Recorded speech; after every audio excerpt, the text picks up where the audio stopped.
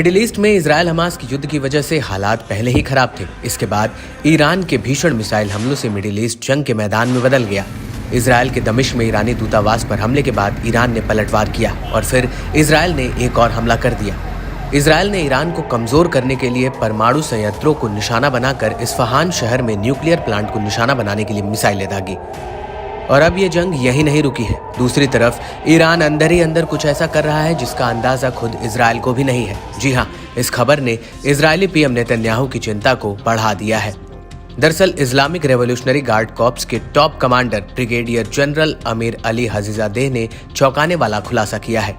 एक TV channel को दिए गए अपने एक इंटरव्यू में उन्होंने बताया, पिछले महीने इजरायल के खिलाफ जवाबी हमलों में ईरान ने अपने पूरे सैन्य बल का केवल एक अंश ही इस्तेमाल किया था। इजरायली शासन के खिलाफ कार्रवाई करने के लिए जो कुछ भी तैयार किया गया था उसका केवल 20% ही उपयोग करके सुपर पावर देशों और उनके सहयोगियों के खिलाफ खड़ा था।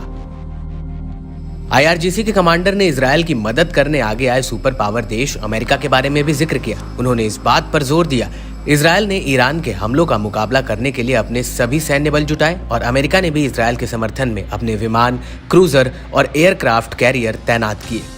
उन्होंने कहा कि इजरायल ने अपनी सारी ताकत का इस्तेमाल अभी नहीं किया है। इजरायल और उसके सहयोगियों ने ईरान का मुकाबला करने के लिए अपनी सारी ताकत एक कर दी। अमेरिका, जिसने पहले दावा किया था कि उसका दखल करने का कोई इरादा नहीं था, वो इजरायली शासन की मदद करने आ गया। लेकिन IRGC के top commander brigadier general Aamir Ali का दावा सच है तो इजरायल की मुश्किलें बढ़ सकती हैं, क्योंकि इजरायली सेना ने जिस तरह इराक के भीतर घुसकर प्रतिरोधी समूह के अंडरग्राउंड सैन्य ठिकानों पर एक बड़ा ड्रोन हमला किया, उससे अब इराक के भी इजरायल पर हमले का खतरा बढ़ गया है। फिलहाल तो इराक का प्रतिरोधी समूह ही इजरायल के सैन्य ठिकानों पर हमला कर रहा है। ये हमला इजरायल के एलेट बंदरगाह पर IDF के एक सैन्य ठिकाने पर किया गया था। इजरायल और ईरान के झगड़े की वजह से आज पूरा मिडिल ईस्ट जंग के मुहाने पर खड़ा है।